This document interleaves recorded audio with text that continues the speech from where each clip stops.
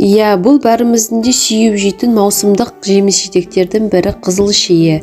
Оны жеген кезде организміңізде қандай өзгерістер болатынын білдіңіз бе? Ендеше бар назарларыңыз бізде болсын. Алдымен каналымызға тіркеліп, лайк, комментарий қалдыра кетіңіз.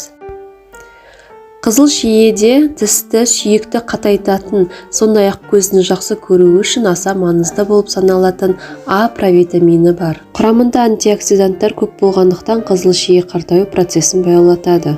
Бұл жемісті тұрақты түрде тұтыну жүрек қан тамыры жүйесінің қызметін жақсартады. Дәрігерлердің айтуы бойынша қызыл шиенің түсі қою түрі гипертония кезінде аса пайдалы екен, қан қысымын төмендетеді. Ал құрамындағы антоциандар қылтамырларды нығайтады. Сонымен қатар қызыл шие ас қорыту жүйесін қалпына келтіру үшін де өте пайдалы. Терапевт дәрігерлердің баға беруі бойынша қызыл шие жемістері зат алмасуды жақсартады және ас қорытуға жақсы әсер етеді.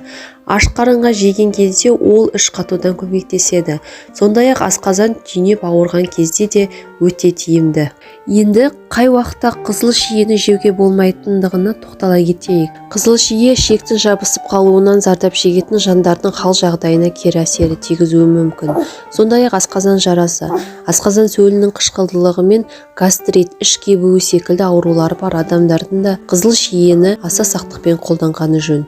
Қан диабетіне шалдыққан жандарға да өз денсаулықтарын нашарлатып алмас үшін жидектің бұл түрін тұтынбауға кеңес беріледі. Ғалымдардың айтуы бойынша қызыл шиені ас ішіп болған соң бірден жеуге болмайды. Тамақтанғаннан кейін кем дегенде 30 минут өткенше күте тұрған жөн.